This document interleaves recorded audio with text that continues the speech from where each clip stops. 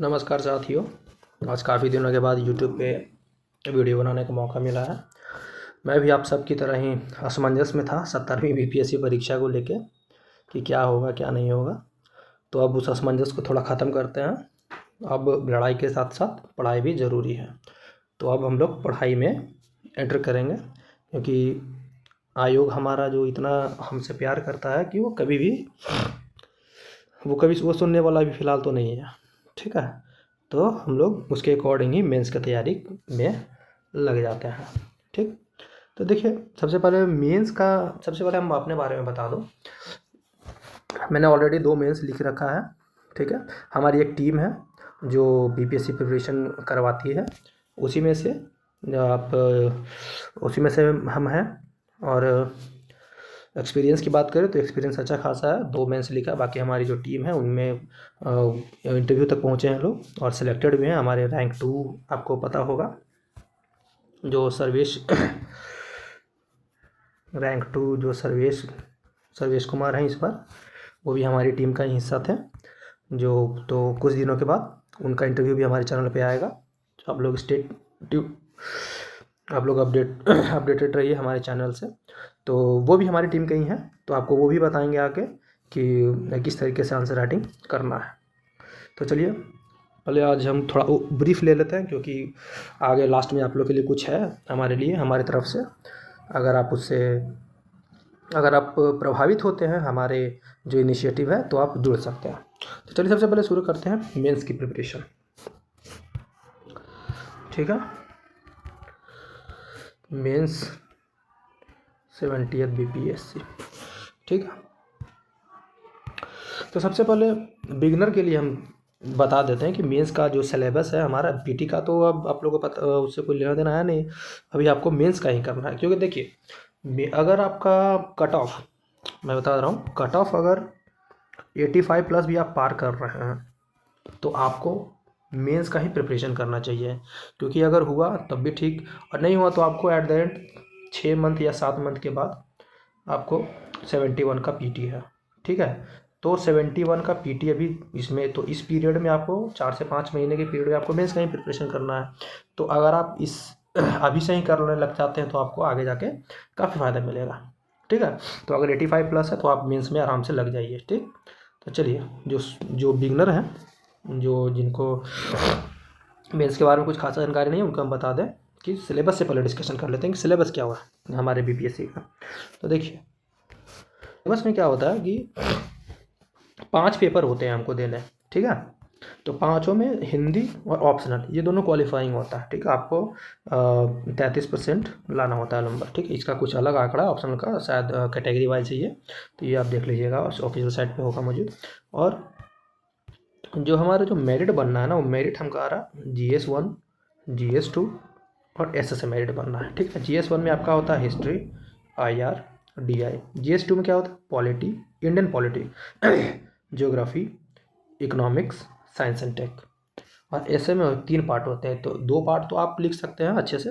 और जो लास्ट वाला जो पार्ट होता है वो बिहार का जो कहावत होता है, जैसे पिछले PYQ से उठाते हैं, तो मूस मोटाई हैं तो लोढ़ा हुई हैं, ना हाथी ना घोड़ा हुई हैं। ये 69वीं या 68वीं का है शायद, वो तो थोड़ा देख लीजिएगा।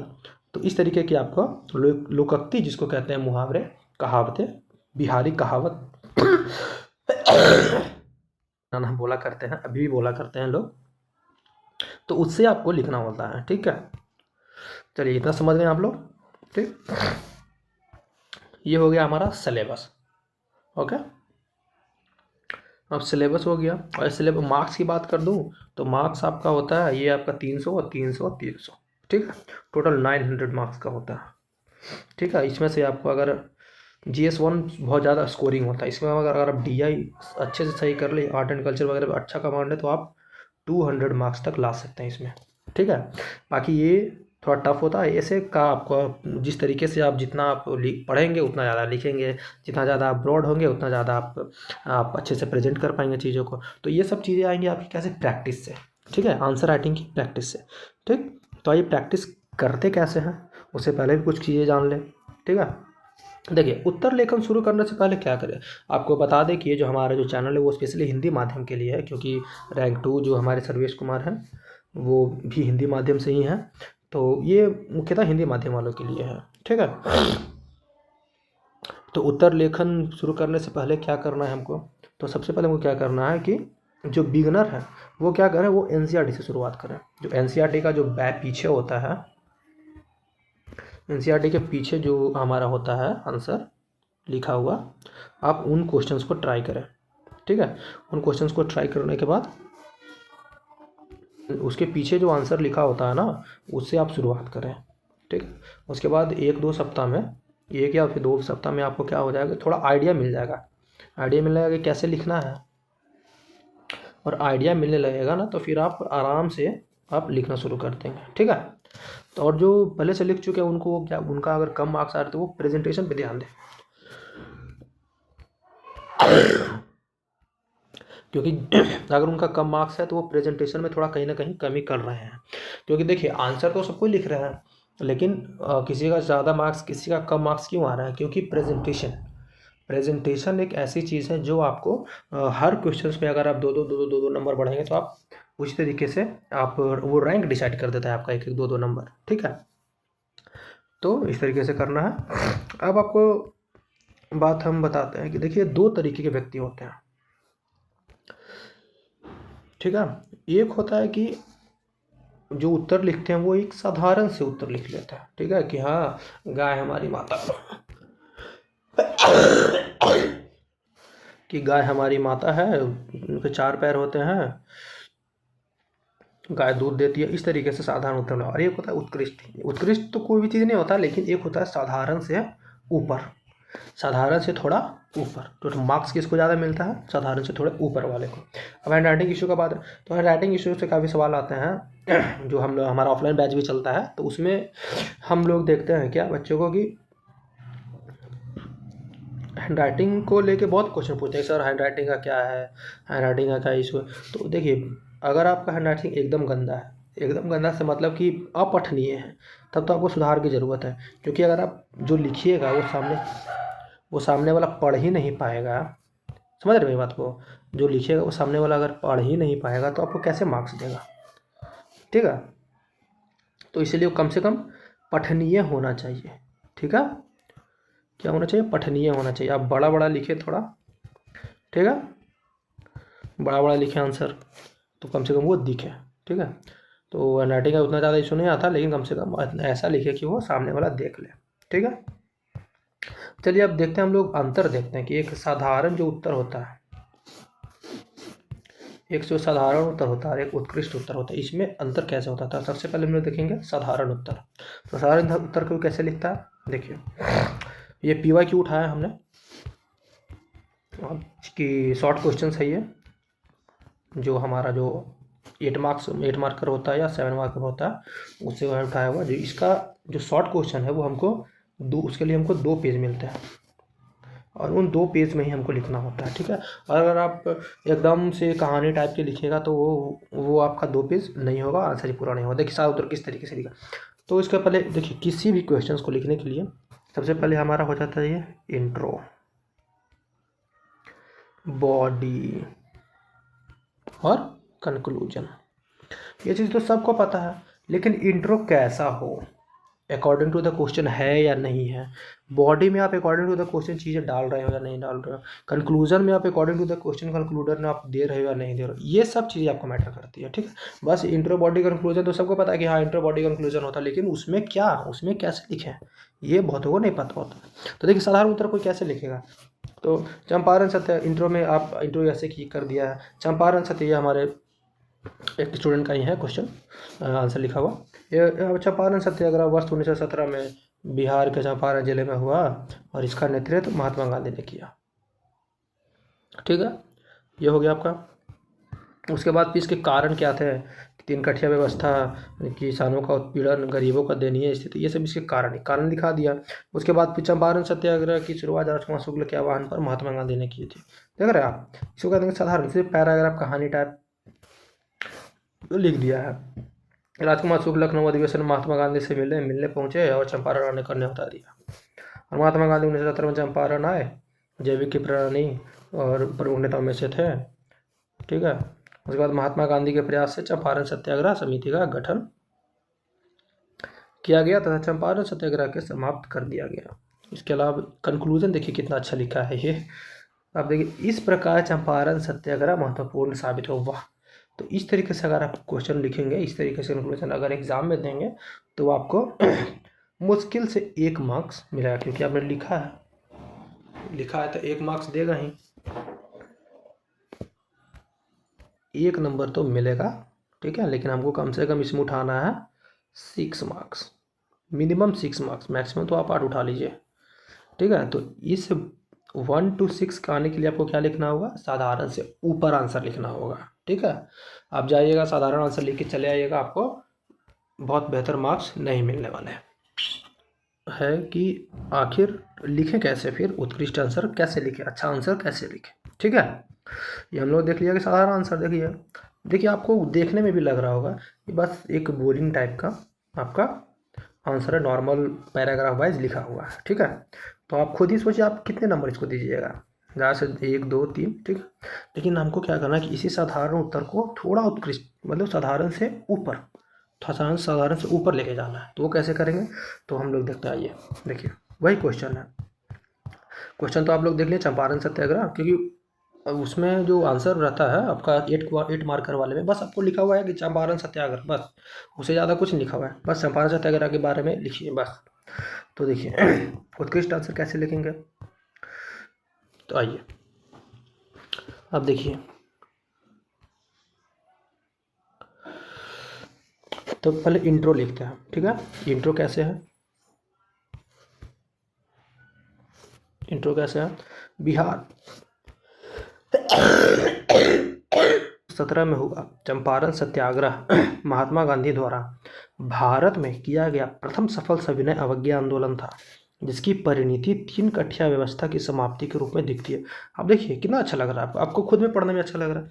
तो आप थोड़ा सा आपको ऐसे वर्ड्स यूज़ करिए, आप ऐसे कनेक्ट करिए चीज़ों को। ठीक है, आप कनेक्ट करके थोड़ा अच्छा इंट्रो लिखिए, ताकि पहले ही देख ले कि अरे वाह ये अच्छा लिखा है। ठीक है, इसका तो आपका कॉपी जो है ना, कॉपी चेक करने में उसको इंटरेस्ट है।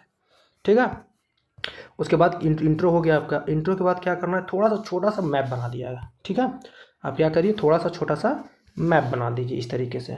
ठीक है, अब ज़्यादा नहीं, छोटा सा, बिहार का थोड़ा सा बन जाएगा, उसमें आप डिनोट कर दिए। और मैप बनाने के बाद आपको ये ज़रूर, ठीक है, तो मैप बनाने में आपको मैप बनाने के बाद आपको ये ज़रूर लिखना है कि चित्र क्या बना रहे हैं भाई, उसको पता रहेगा तब तो आपको ये लिखना, और उसको बॉक्स में ज़रूर कर दीजिएगा। ठीक है, जैसे इस तरीके से किया हो ना बॉक्स में, ये आपको बॉक्स में ऐसे कर देना। ठीक है, अब आप देखिए, अब आप इंट्रो और यहाँ से देखिए, इंट्रो और बॉडी स्टार्ट हो गया, यहाँ से मैप से आपका बॉडी स्टार्ट हो गया। तो इंट्रो हो गया, इंट्रो भी अच्छा लग रहा है आपका, बॉडी भी अच्छा लग रहा है। ठीक है, आप थोड़ा सा नीचे आते हैं। ठीक है, अब आप थोड़ा सा क्या डायरेक्ट लिख देंगे, क्या कारण में आप क्या करेंगे, कारण को थोड़ा सा प्रेजेंट अच्छे से कर देंगे। 3 कठिया प्रणाली के तहत जबरन नील की खेती करवाना और किसानों की दयनीय स्थिति, ये दोनों कारण थे।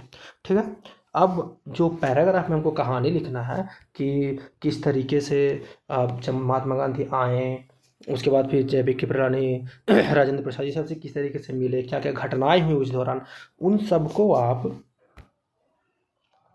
सबको आप अगर लिखने जाएंगे इसमें, उन सबको अगर आप लिखने जाएंगे तो आपका कॉपी ही भर जाएगा पूरा। ठीक है, और बचेगा भी नहीं। ठीक, तो हमको कैसे करना है, तो इसके लिए हमको क्या करना होगा, प्रेजेंटेशन, वही मैं बात कर रहा हूँ कि प्रेजेंटेशन आपको बहुत अच्छे से देना होगा। तो आप कैसे प्रेजेंट करेंगे आंसर को, तो इस तरीके से करेंगे। देखिए, एक आप बना लिए थोड़ा डायग्राम जिसको कहते हैं हम लोग।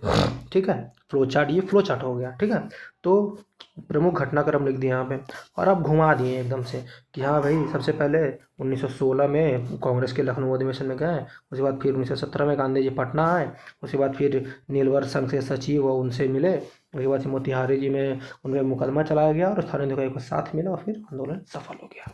तो आंदोलन सफल हो गया। तो ये देखिए, आप खुद में देखिए ये प्रेजेंटेशन आपको कैसा लग रहा है। देखिए, ये हो गया एक पेज में, एक पेज में आपने इंटरव्यू लिख दिया, बॉडी को भी अच्छे से आप कंक्लूड कर दिए। ठीक है, हो गया। बॉडी को भी अच्छे से कंक्लूड कर दिए कि कैसे करना है। अब देखिए अब आगे, अब हमको क्या करना है, जब हमको लिखा हुआ रहेगा कि सिर्फ चंपारण सत्याग्रह, बस एक क्वेश्चन में लिखा हुआ है, बस खाली दे दिया हेडिंग चंपारण सत्याग्रह, तो चंपारण सत्याग्रह के बारे में हमको क्या क्या बताना है, इंट्रो देना है, ठीक है, उसके जो कारण बताना है, कारण बताना होगा, ठीक है, उसके बाद फिर उसका क्या बताना है कि घटनाक्रम क्या क्या हुआ, क्या क्या घटनाएं घटी, उसके बाद हमको बताना है क्या परिणाम क्या हुआ उसका, ठीक है। तो परिणाम को भी हम इस तरीके से फ्लो चार्ट बना के दिखा देंगे कि लगान में 1/4 की कमी हुई, 3 कठिया प्रणाली की समाप्ति हुई, चंपारण कृषक कानून का गठन किया गया, फिर आपका सरहवेशी भी तोड़ दिए गए, नकद, तो इस तरीके से आप प्रेजेंट करेंगे, ठीक है। क्योंकि हमारे पास पेज कम है, पेज जो है क्या है, कम है, ठीक है, और क्वालिटी, तो कम पेज में ज़्यादा हमको क्या करना है, आंसर लिखना है। तो कम पेज में ज़्यादा आंसर कैसे लिखेंगे, तो इस तरीके से आप जब तक आप प्रेजेंटेशन सही से नहीं करेंगे, आप कम पेज में ज़्यादा आंसर नहीं लिखेंगे। अब उसके बाद क्या करेंगे कि थोड़ा सा हम क्या इसको क्या करेंगे, महत्व पे चर्चा कर लेंगे कि महत्व कैसा है।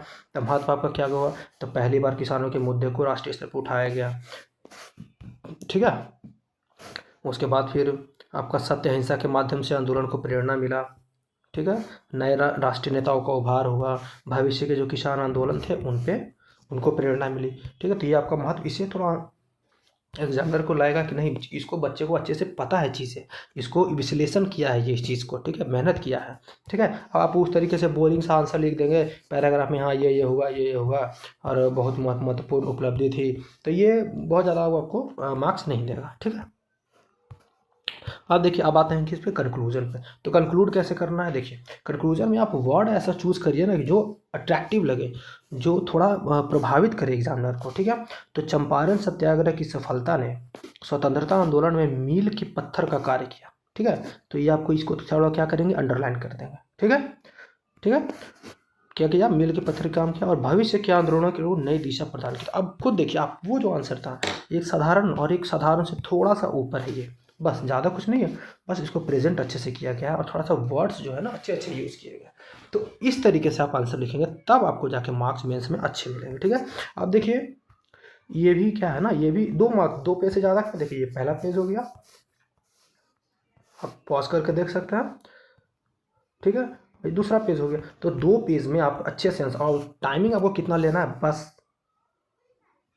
6 से 7 मिनट। और ये टाइमिंग जब तक आपका नहीं आएगा आप क्वेश्चन पूरा नहीं कर पाइएगा आप। तो ये 6 से 7 मिनट के लिए आपको क्या करना पड़ेगा, डेली आंसर राइटिंग का practice, daily without missing any single day, daily आपको आंसर राइटिंग की प्रैक्टिस करना है। तो ये आंसर राइटिंग प्रैक्टिस आप कैसे करेंगे, ठीक है।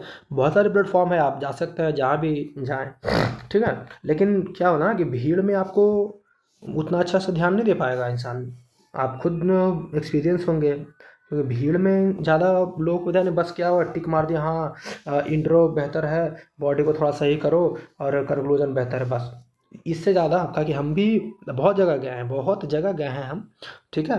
और उसके बाद हम लोग खुद का इनिशिएटिव शुरू किया है कि बहुत परेशानी होती है बच्चों को, ठीक है। तो आप जा सकते हैं जहाँ जाना है, लेकिन हमारे स्तर से क्या प्रयास है देखिए, क्योंकि अनुभव जो सफल आदमी होता है ना, सफल आदमी के पास टाइम नहीं होता है, लेकिन जो प्रयासरत है उसके पास अनुभव होता है, ठीक है।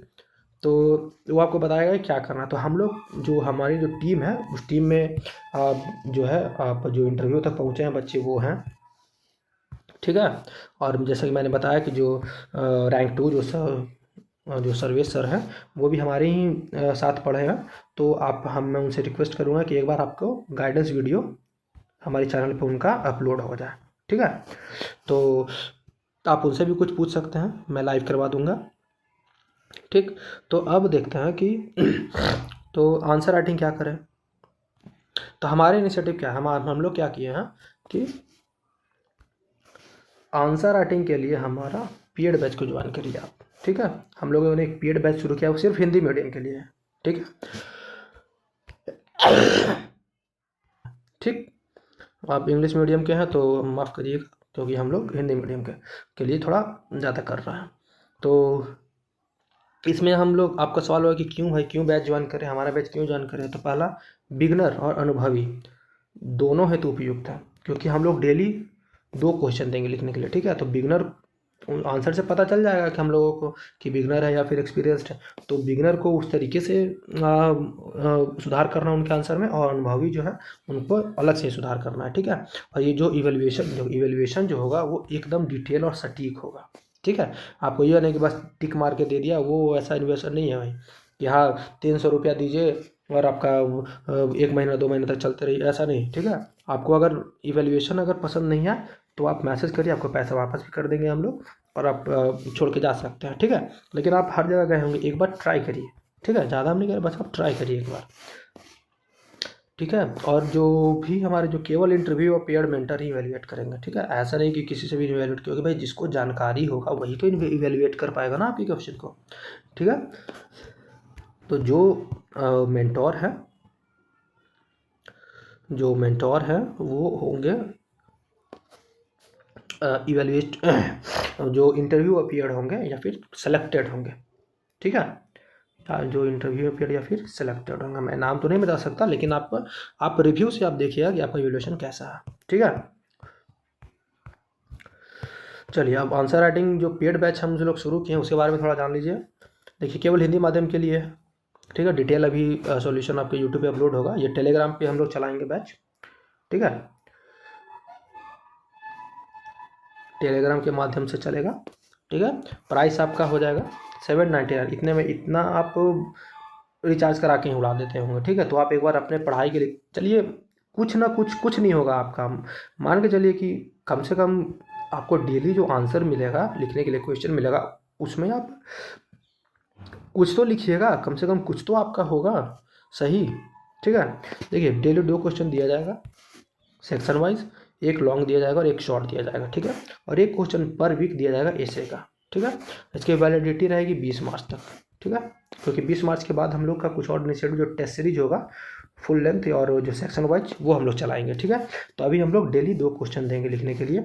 डेली आप 2 क्वेश्चन, एक लॉन्ग और एक शॉर्ट लिख के देखिए, आप 1 से 2 सप्ताह में ही आप इम्प्रूवमेंट अपने आप में देखिएगा, ठीक है।